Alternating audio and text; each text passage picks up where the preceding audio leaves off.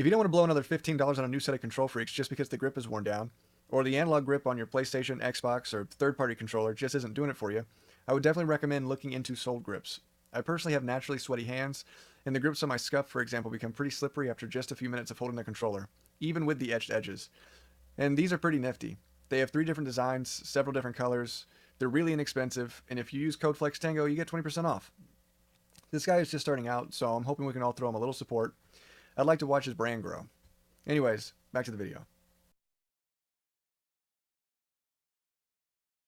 Hey guys, what's up? So if you watched my recent video, you kind of know what's going on. Infinity Ward is trying to figure out the best matchmaking to make everybody happy. Activision is trying to implement matchmaking that gets people to buy shit, and we're kind of just here stuck in the middle, waiting for some type of fix that's probably not coming anytime soon. And if Infinity Ward does figure out something that works best for the community, Activision is probably not going to let that happen just for the sake of Benjamins. Last time I checked in with you guys, we're basically talking about the patent that Activision has on a form of skill-based matchmaking that guides people towards purchasing with subliminal marketing. The way it seemed to function is to take people who bought items and put them into easy lobbies so that when they kill other players with those new weapons, it makes those crappy players think, wow, he has such a good gun. I want that gun. I guess I'll go buy it so I can kill people just as easy. At least that's how it's supposed to work in theory. In reality, it makes people think, wow, this is totally pay to play. This is rigged. That's what happens in reality. But it turns out that's not the only way this patent affects people. Now, the minimap, or lack thereof, is the way it is purposely to protect new players. That's no secret anymore, that's out in the open, along with making maps with safe spaces and camping corners. And I don't mind maps that you can explore with rooms and corners, like in older Call of Duties, but in older Call of Duties you had a standard minimap, which means you could chase red dots, and if somebody was in a corner shooting, everybody would go after that red dot at once, and the camper really didn't stand a chance. You reaped a lot less reward by camping in older Call of Duties compared to camping in a game which treats those maps as a safe space by simply not providing a standard minimap. But as people dug deep into the patent, they found that this form of matchmaking also affects your accuracy. That's right, skill-based accuracy, lowering your chances of making a hit depending on how well you play, and raising your chances of making contact depending on how bad you're playing. This is interesting because 5 days before this was revealed, a video was posted by Blame Truth Archives pointing out evidence, tons of video evidence of players who are playing well and a certain number of kills each game are affected negatively by reduced hit detection. Every game they have a repeated number of kills between 2 and 4 where they would just be aiming right at someone, the target could be sitting still, then holding down the trigger, and it would be like every few bullets you see a hit marker. This was fascinating because not only was it noticeable, but these players were able to recreate it, or at least predict it, meaning this isn't a glitch, this is on purpose, or at least seeming that way. I just found it interesting how people are already looking into this phenomenon that they were feeling and recording before it was even revealed through digging into the patent. And by bullets not making contact, I'm obviously not talking about the recent glitch where you become invincible and the only way you can kill someone is by executing. I'm not talking about that because you don't get any hit markers with that. I'm talking about shooting someone and the game only counting every 4 bullets or something to that effect. I'm going to put the link in the description so you can take a look into it yourself.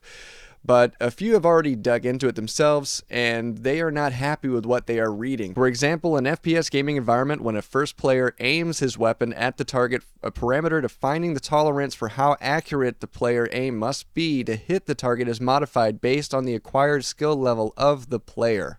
And then a little while later, Sinister Check also found where it talks about affecting health, damage, and your speed.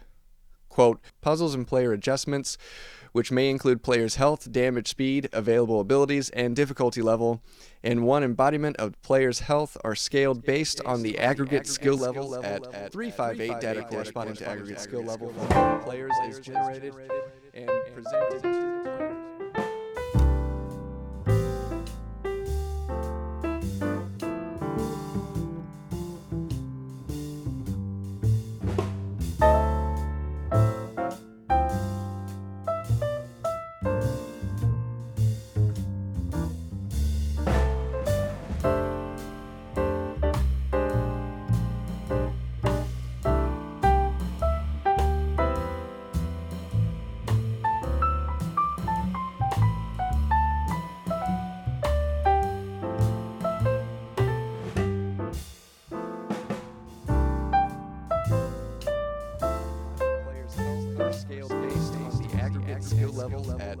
358 data corresponding to aggregate skill level for all the players is generated and presented to the players via game console, resulting in each player with a team experiencing a customized degree of difficulty or challenge within a content in the gameplay session. The degree of difficulty or challenge or any other game parameter is customized for the team of players based on their aggregate skill level information.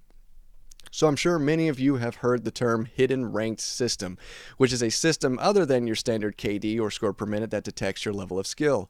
I believe that's what aggregate skill level information is, because obviously you can't go off of your KD or score per minute because that is affected by skill-based matchmaking. It is not an overall accurate reading when comparing you to the rest of the community. And right here it says that your aggregate skill level information will determine things like health, damage, and speed in certain situations, and of course your accuracy. In my last video, I stated that I wasn't sure how they were going to implement all this information they were gathering on each individual person, but now it all makes sense. It is literally documenting every aspect of your playstyle, every portion of your gameplay, because it intends to use that to affect every aspect of your gameplay. This is literally the most disgusting thing I feel we could have come across, the most disgusting point we could have come to. The biggest kick in the stomach for people waiting for a classic COD experience and then getting literally the complete opposite being snuck under our noses.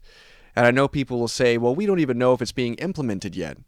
They may not even use it. The whole reason of putting a patent on something is so that you can use it and no one else can. If not already being implemented, it is going to be implemented, and you're not going to be able to convince me otherwise. I have lost all trust in this game. I never truly trusted Activision, but they have now instilled that same lack of trust into this game. And it's not just me, it's the rest of the community. And what really pisses me off is that me and a buddy of mine, Gunner2Times, were so hyped for this game. We went to the COD event together last August. We were hanging out, talking, just hyped, so excited the whole time. We had a great time there. There was so much promise in this game. We just liked it. We played it, and he, like me, played the game when it first came out and was having a great time, and then skill-based matchmaking just started ruining his fun. He had a 2.4 KD, something like that. He was not a bad player. He was just tired of sweating the whole time. And not only ruined the game for him, it ruined his drive completely. Dude is not even on YouTube anymore. This game was a lot of people's last hope for a Call of Duty. This game brought a lot of people back. But you know, as long as the numbers are looking good, in the moment, people don't care who gets pushed away. And I already know I'm probably not going to get invited to another event. It's a big possibility. I was told of the event I went to by someone whose job it is to coordinate YouTubers to these events, that what you say about the game, even if you're just speaking your mind and being truthful, can affect your chances of being re-invited. But I'm going to speak the truth. I'm going to speak my mind. I'm going to point out at shit that looks fishy, because I care about the game and I care about the COD community and I care about the future where this franchise is going, because it does not look good. And there are several people out there who are paid to keep their mouths shut about things like the fact you have to pay $20 to be able to see your kills and deaths in game, who are paid to keep their mouths shut about the fact that we were given a bullshit excuse on why deaths weren't showing up in-game. We were told it was because they didn't want people leaving the match, but now you can pay $20 and see it, so they're okay with you leaving matches early if you pay them $20. And I'm glad to say I'm not one of those paid people. And if you don't believe those paid people exist, just take a look at this. Attach on Twitter straight up coming out about going to Call of Duty League social media training, and then him and everybody else all tweeted the same exact tweet. So just remember, voice your opinion, get out there. The best form of protest is to just delete the game or stop playing it, play something else, brag about playing something else, get other people to play other things, start a movement on Twitter, something. Real change is only going to happen if the numbers change. But please, for the love of God, do not resort to death threats. That is my only request. But please like, share, subscribe, keep the conversation going. I hit a milestone with subscribers recently. I can't wait to hit my next. You guys are awesome. I'll catch y'all next time. Peace.